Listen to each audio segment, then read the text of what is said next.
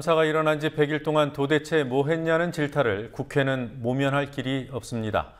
국정조사는 여당 의원들이 사실상 회방을 놓고 있고 16일까지 만든다던 특별법도 여당의 버티기에 막혀서 진전이 없는 상황입니다. 급기야 여당 정책위 의장이 공식 자리에서 세월호 참사는 교통사고라고 말했습니다. 굳이 유가족 입을 빌리지 않더라도 길거리 구구단체 회원들이 해오던 망발입니다. 당시 당 지도부 누구도 제지하지 않았다는 점에서 새누리당 공식 입장으로 봐도 무방합니다. 국회 취재하고 있는 PD 연결해보죠. 노지민 PD. 네, 노지민입니다. 네, 새누리당 주호영 정책위 의장이 한 말이었습니다. 세월호 참사는 기본적으로 교통사고다. 자, 어떤 자리에서 나온 말입니까? 네, 오늘 아침 새누리당 최고위원회의에서 나온 말인데요. 주호영 정책위의장은 세월호 참사에 대해 손해배상 관점에서 보면 교통사고라며 국가가 일단 피해액 전액을 대납해주고 절차를 거쳐 받는 설계만으로도 특별한 특례라고 말했습니다. 주 의장은 이어 최소한 천안함 피해자들보다 더 과잉배상이 돼서는 안 된다는 견해를 갖고 있다고 강조했습니다. 민감한 발언이 당 최고위에서 공개적으로 나왔지만 참석자 누구도 제지하거나 대신 해명해주지 않았습니다. 이 발언이 알려지자 야당과 시민사회는 즉각 반발했습니다. 새정치민주연합 박영선 원내대표는 오후 기자간담회에서 보상 문제만 언급한 주호영 의장의 발언을 지적하며 인간이 먼저인가 돈이 먼저인가라고 비판했습니다.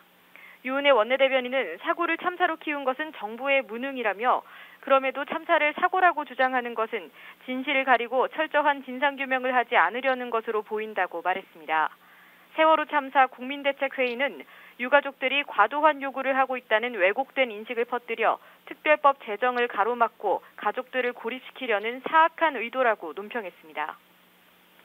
자, 그런 발언을 직접 하고 그런 인식을 가진 사람이 특별법 협상에 참여하고 있는 게 현실입니다. 여야 정책위 의장과 세월호 TF 간사들의 이른바 2+2 협상. 오늘 낮에도 진행이 된 건가요? 네, 오늘 오후 3시부터 협상이 재개됐습니다만 여전히 성과는 없습니다. 진상조사위에 수사권을 부여하는 문제에 대해 한 발짝도 못 나가는 건데요.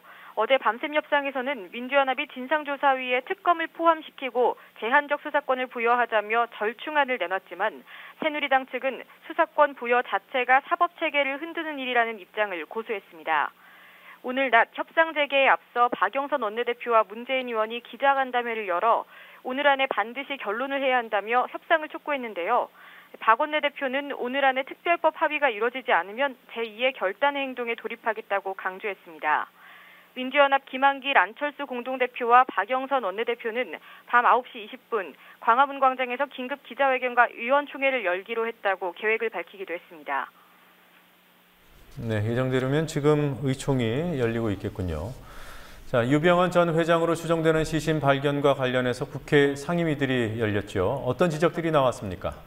네, 오늘 법제사법위원회에 참석한 의원들은 시신이 수색 지역에서 발견된 데다 명확한 유류품까지 있는 상황에서 어떻게 의심하지 않을 수 있냐고 질타했습니다.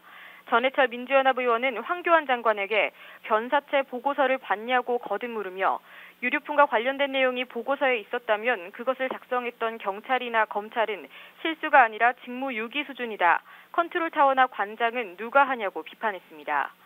박지원 의원이 검찰의 발표를 국민들이 믿지 못하고 있다며 법무부 장관은 경찰청장, 검찰총장의 해임을 건의하고 사퇴하라고 요구하기도 했는데요.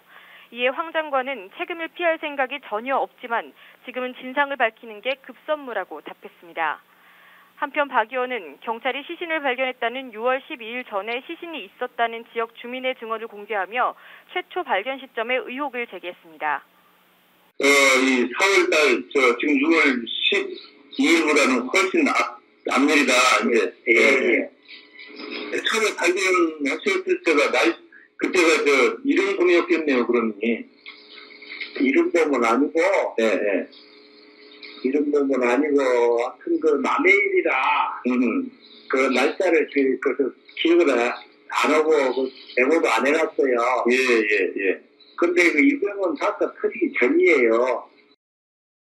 자, 그리고 이성한 경찰청장에 대한 사퇴 요구도 나왔던데요. 그 소식도 전해주시죠.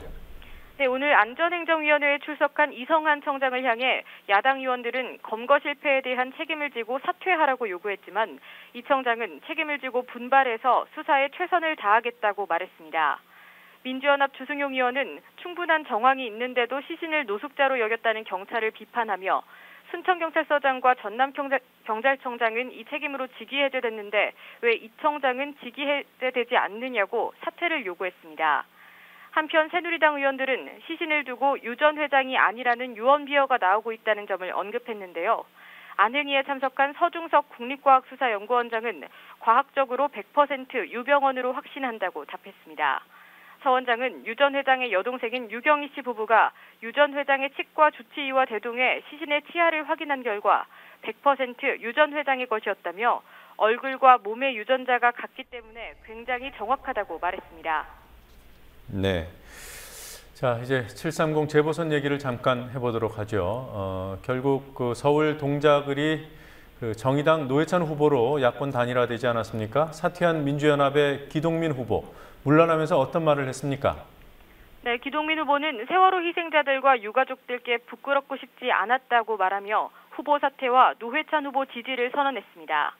기 후보는 또 박근혜 정부에 대한 심판을 힘주어 말해 야권의 승리를 위해 양보한다는 점을 강조했습니다. 김한길, 안철수 공동대표와는 상의하지 않았다고도 말했습니다. 기동민 후보의 말 들어보시겠습니다. 박근혜 정부에 대한 존엄한 경고와 새로운 서울의 변화로 시작된 전국적인 변화의 출발, 이런 부분들은 한 개인의 문제가 아니라 그것을 열망하는 모든 분들이 함께해야 되는 그런 문제라고 생각합니다. 그래서 후보직을 사퇴합니다. 네, 당대당 협상이 아니라고 하지만 수원에서 정의당 후보들이 곧바로 사퇴를 했습니다.